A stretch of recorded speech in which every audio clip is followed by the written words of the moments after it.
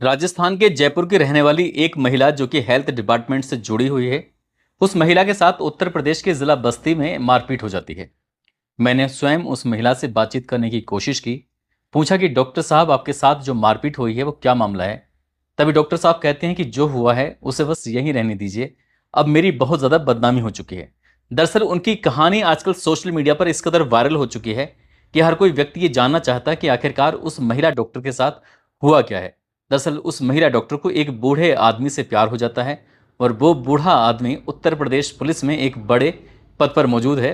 अब ऐसी कहानी सामने आ चुकी है कि लोग इस कहानी को सुनकर चटकारी भी लगा रहे हैं, और इस कहानी को सुनने के बाद लोगों को लग रहा है कि इस बूढ़े पुलिस अधिकारी को ऐसा क्या हुआ जो उसे प्यार हो गया था। आज की कहानी के माध्यम से यही जानने की कोशिश करेंगे कि आखिरकार वो अधिकारी कौन है, वो महिला जो डॉक्टर है वो कौन है, और आखिरकार उस रात उस महिला के साथ हुआ क्या था जो 800 किलोमीटर दूर चलकर अपने प्रेमी से मिलने के लिए पहुंच जाती है। आज की जो सच्ची घटना मैं आपको सुनाने जा रहा हूं, ये सच्ची घटना है उत्तर प्रदेश का एक जिला है बस्ती, और बात कर रहा हूं 26 मई 2024 की रात लगभग 11 बजे के आसपास। सीओ सिटी का जो सरकारी आवास था, सीओ सिटी के सरकारी आवास के पर रात 11 बजे के आसपास बार बार दरवाजे पर नॉक किया जा रहा था, उसे खुलवाने की कोशिश की जा रही थी। जैसे एक बार, दो बार, तीन बार नॉक होता है, आवाज़ लगाई जाती है, तो आवाज़ महिला की आवाज़ थी। अब वो महिला की आवाज़ को पहचानना अंदर जो बैठे हुए सीओ साहब होते हैं, जिनका नाम विनय कुमार चौहान होता है, उन्हें जरा से भी देर नहीं लगती कि ये आवाज़ तो उनकी पत्नी की है। अब ऐसी स्थिति में वो कभी इधर भागते हैं, कभी उधर भागते हैं, कभी कपड़ों को बदलने की कोशिश कर रहे थे, कभी कुछ कर रहे थे। वो समझ नहीं पा रहे थे कि आखिरकार मैं करूं तो क्या करूं। जैसे जैसे सेकंड दर सेकंड आगे वक्त बढ़ रहा था, क्योंकि एक एक सेकंड भी काटना मुश्किल हो रहा था। ऐसी स्थिति में जो विनय कुमार चौहान होते हैं वो समझ नहीं पा रहे थे कि क्या किया जाए। वो चाह रहे थे कि ये वक्त किसी तरह से आगे बढ़ जाए, लेकिन वक्त आगे बढ़ने वाला था नहीं। साथ ही उनकी पत्नी की, और पत्नी के साथ पीछे से आवाज़ उनकी बेटी की बन लगती है कि पापा जितनी जल्दी हो सके दरवाज़ा खोल दो, नहीं तो अच्छा नहीं होगा। अब दरवाज़ा खोलना ही था, मजबूरी थी। कुछ देर के बाद दरवाज़ा खुलता है। सीओ साहब अपने आप को संभालते हुए संभाल रहे थे। सामने एक महिला बैठी हुई है। उस महिला को देखने के बाद बाहर से जो आवाज़ आई थी, बाहर उनकी सीओ साहब की पत्नी होती हैं और बेटी होती हैं, और उस महिला को देखते पूछते हैं कि ये कौन है, ये महिला कहाँ से आई है। दरअसल इससे पहले कि कुछ बातचीत का सिलसिला शुरू होता, सीओ साहब की पत्नी को कुछ इस कदर गुस्सा आ जाता है, वो चप्पल निकालते हैं और निकालने के बाद मारपीट करना शुरू कर देती हैं। अगर प्रत्यक्षदर्शियों की माने, हालांकि मीडिया की रिपोर्ट की माने और जो चर्चाएं चल रही हैं उस बात को माने, तो सीओ साहब की पत्नी ने न केवल सीओ साहब को पीटा, बल्कि उस महिला के साथ ज़्यादा ही कुछ उग्र हो जाती हैं, और लगातार मारपीट का सिलसिला चल रहा था। हंगामा खड़ा हो जाता है। कई पुलिस अधिकारी, कई लोगों तक बात पहुंच जाती है। मौके पर जो सिपाही थे जिनकी ड्यूटी थी वो भी आ जाते हैं। किसी तरकीब से इस महिला को शांत करने की कोशिश की जाती है कि सीओ साहब की जो पत्नी थी उनको शांत करने की जो प्रयास किया जा रहा था, उनका उनका गुस्सा लगातार बढ़ रहा था। अब इस सीओ साहब की जो पत्नी होती हैं, सीधे ही उन्होंने उच्च अधिकारियों से संपर्क साधने की कोशिश की। जो पूरा वाकया था, पूरा मामला था, उसको बताने की कोशिश की कि आखिरकार उनके सरकारी आवास पर उनके पति के साथ एक महिला है और ये क्या चल रहा है। ये लगभग 11 बजे से वाकया शुरू होता है। रात के 2 बज जाते हैं, और 2 बजने के बाद दो लेडी पुलिस वाली आती हैं मौके पर। आने के बाद अब घर के अंदर जो एक महिला मौजूद थी, उस महिला के साथ तो पहले से ही मारपीट हो चुकी थी। उसे लग रहा था कि शायद सब कुछ मामला ख़त्म हो चुका है, अब शायद कोई बात नहीं है। लेकिन जब पुलिस वाली उन्हें अपनी हिरासत में लेती हैं, हिरासत में लेने के बाद यहाँ से चली जाती हैं, और जब जा रही थी तब उन्होंने अपना परिचय दिया कि वो राजस्थान की जो सरकार है उसमें मेडिकल डिपार्टमेंट, यानी कि मेडिकल हेल्थ विभाग में राज्य नियंत्रण अधिकारी हैं, और उन्होंने अपना परिचय दिया। लेकिन उनका परिचय कोई काम नहीं आया, क्योंकि उनकी वजह से एक पुलिस के अधिकारी का घर बर्बाद हो रहा था, बिगड़ रहा था, और उनकी पत्नी, उनकी बेटी बेइंतहा परेशान हो चुकी थी।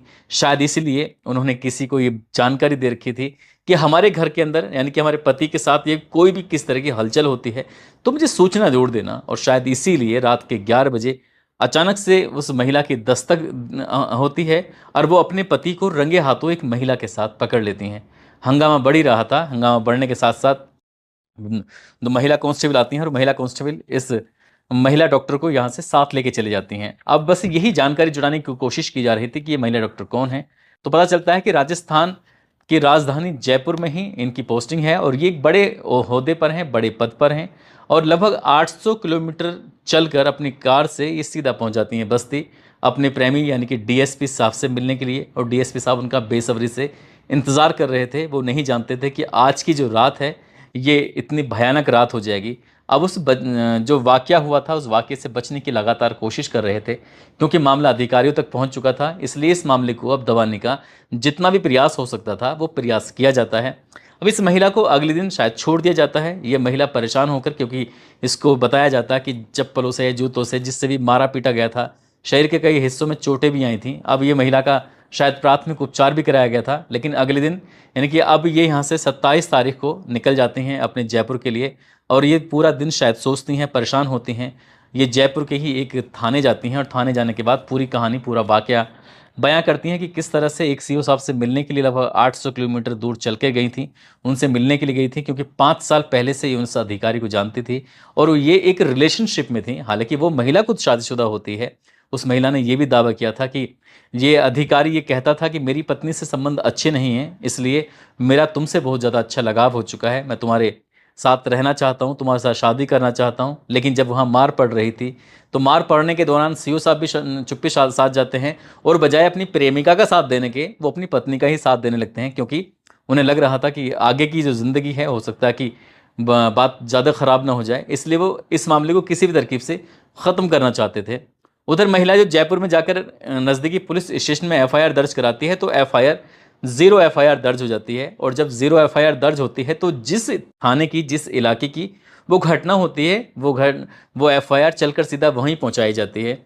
अब इस एफआईआर को पहुंचने में 1 या 2 दिन का समय लग जाता है।